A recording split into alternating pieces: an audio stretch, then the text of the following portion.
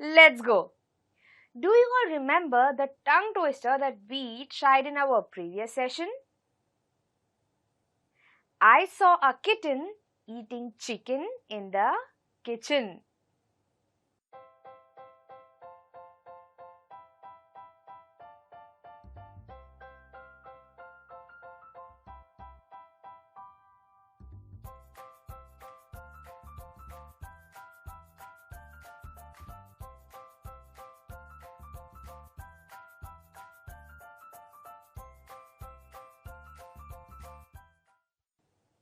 Now I want all of you to repeat this tongue twister with me.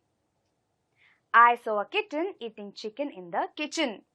I saw a kitten eating chicken in the kitchen. Now let us increase the speed a little bit. I saw a kitten eating chicken in the kitchen. I saw a kitten eating chicken in the kitchen. Now it's time to go a little bit faster. Make sure you say this tongue twister with me. We have to say this 5 times with the same speed. Are you all ready? Let's go. I saw a kitten eating chicken in the kitchen. I saw a kitten eating chicken in the kitchen. I saw a kitten eating chicken in the kitchen. I saw a kitten eating chicken in the kitchen. I saw a kitten eating chicken in the kitchen. Yes!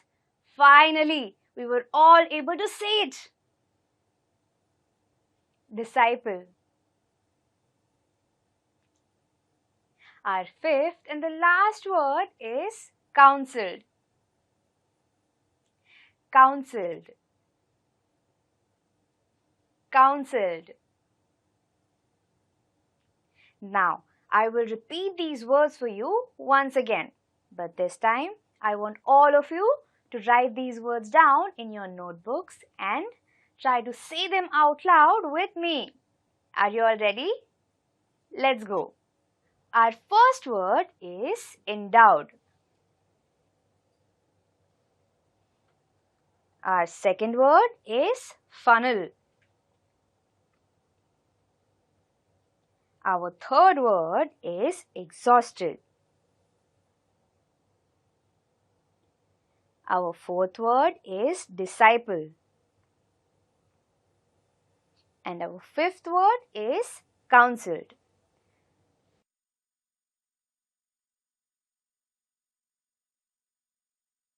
Now I will tell you all a small story. I want all of you to listen to the story very carefully and then tell me what you learned from it. Once there was a little boy who loved playing on his mobile phone. He always played on it. No matter what anyone tells him, he would never listen. Then one fine day, his mother asked him to go and get some groceries from the market. And even then, she had to repeat it 3 times for him to actually get up and go to the shop. On his way to, he was busy on his phone. Suddenly, he crashed into someone. Without even thinking, he looked up and said, "Can't you see where you're walking? You crashed into me." And the man very politely apologized and said that he was sorry. He could not see because he had lost vision in his eyes in an accident. Now can you all tell me what did we learn from this story? We learned that it is very, very, very important to think before we speak anything. And another thing we learned here is that we should always be polite to everyone. Being rude is never an option. We learned how it is very, very important to think before we speak, right? Now, let us read a chapter which tells us the same message. Please open page number 75 of your English Bal Bharati textbook. If you have a textbook, point your finger on the words as I read them. But if you don't have a textbook, please don't worry. listen to me very carefully. Also, when we read the chapter, I want all of you to look for the 5 new words that we learned earlier today. The name of our chapter is Think Before You Speak. Man was meant to listen more and talk less. That is why, as the great British statesman Benjamin Disraeli said, nature has endowed man with 2 ears and 1 mouth. If man was meant to talk more and listen less, he would have 2 mouths and only 1 ear. Imagine how we would have looked. How strange, with 2 mouths on the 2 sides and 1 ear at the center. And mind you, the ears are like funnels, open all the time. There is no door with which you can close them. Whereas if you have to speak even one single word, that word must pass through 2 walls, 2 fences. There is firstly the fence of these 2 rows of teeth. There is secondly the fence of the 2 lips. Before a word can be spoken, it has to pierce through these 2 walls, through these 2 fences. Therefore, we must think at least twice before we utter a word. Here we learned how all of us are supposed to listen more and speak less. All of us are endowed with a pair of 2 ears and a mouth in the center, so that all of us can listen more and speak only when it's necessary. Now, endowed means to be provided with. Moving on, we also saw how our ears are like funnels. Now, funnels is a pipe that is wide open at the top and then becomes conical towards the end. It's wide open so that we can hear everything. And it's also one of the things that does not have a door. No matter how hard you try, you can never stop hearing things. And we also learned how we have 2 different fences when it comes to the words that we speak. First is our pair of teeth and second them. Children, do you know what unspoken words are? Unspoken words are the thoughts that are there in your mind. Once you think through these thoughts and finally say them out loud, they become spoken words. We learned another important thing here.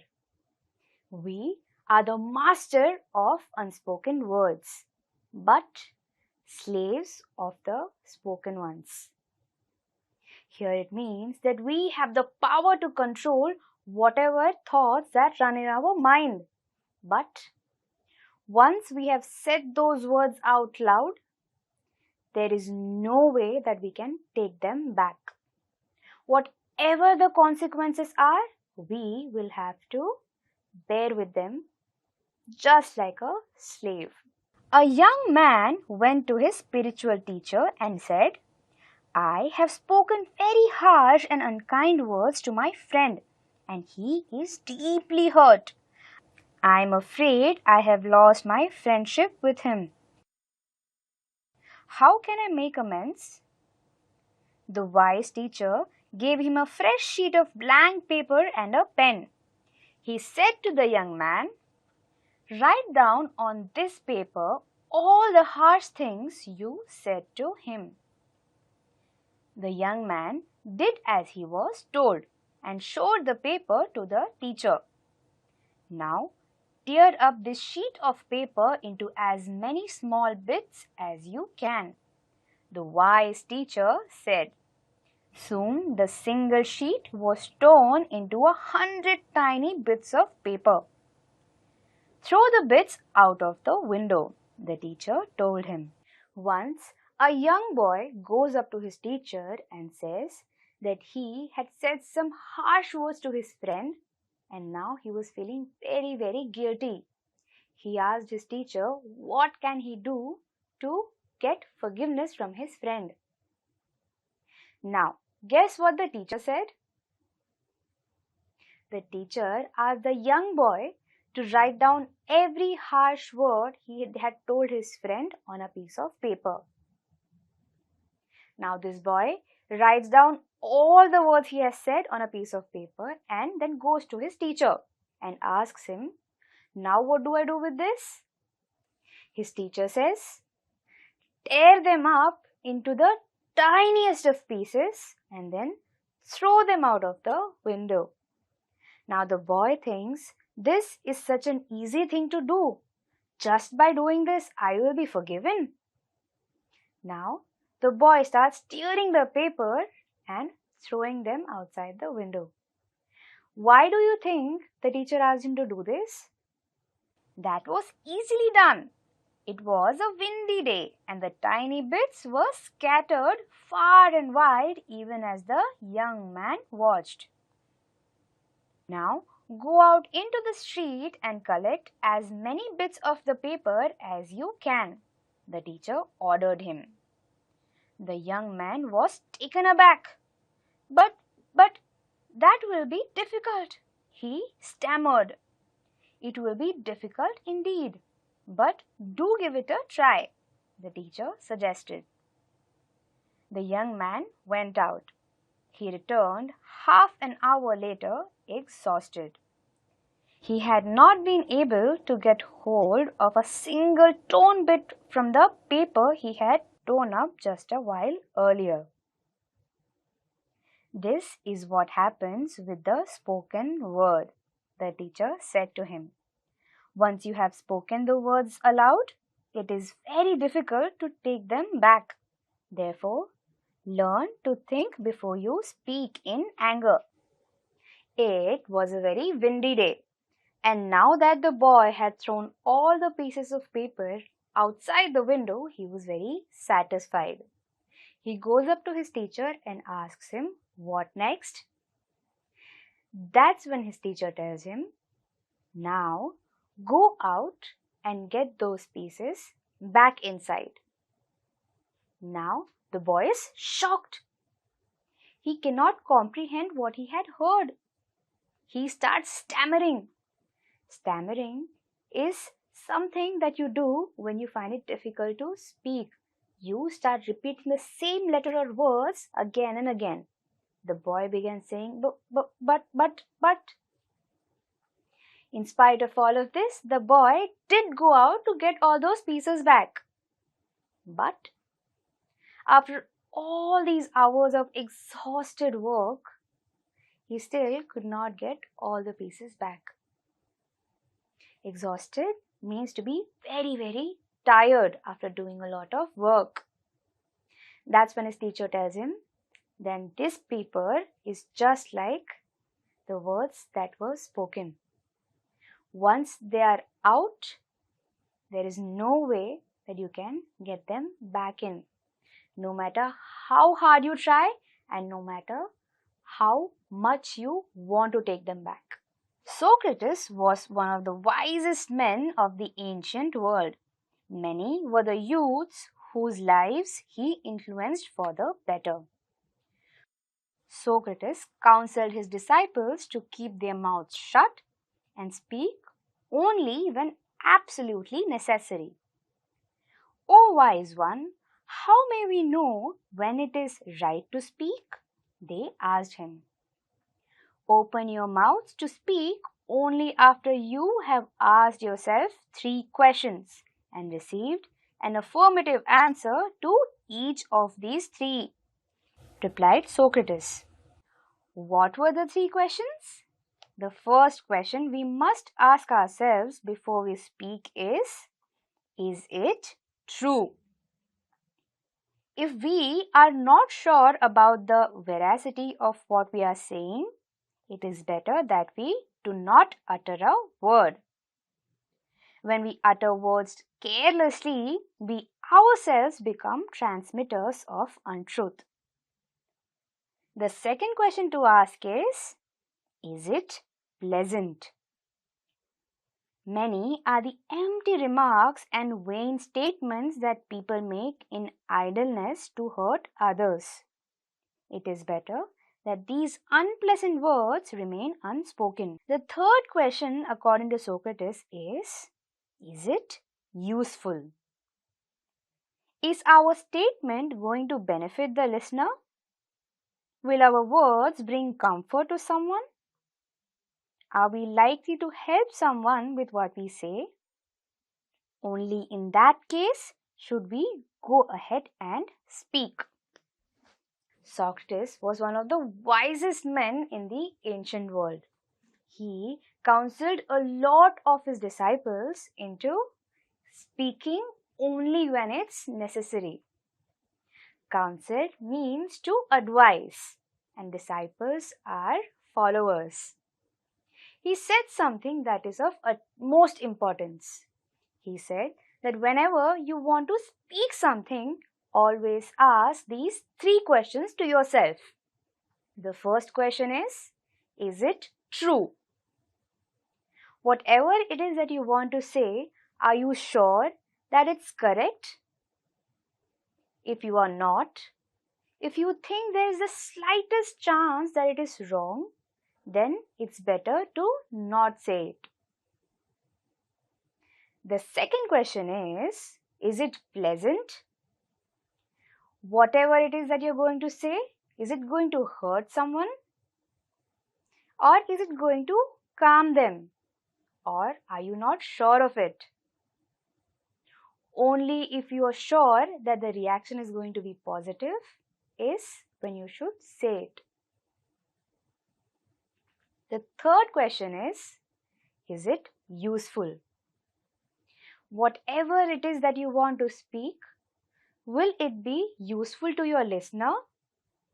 Or will it be something that will not matter at all? If it's the second case, then it's better that we don't say it at all. What were the three questions? Is it true? Is it pleasant? And is it useful? I hope you all like this chapter. Today we learned a very important lesson. It is very, very important to think before we speak. We also learned three very important questions that we should ask ourselves when we want to say something. Do you remember them? Is it true? Is it pleasant? And is it useful? Now, I promise that from today onwards, I will ask these three questions to myself whenever I want to say something. Now, I would like all of you to make the same promise and also tell your friends and family about the same. I will see you all in the next session. Until then, stay home, stay safe, and bye-bye.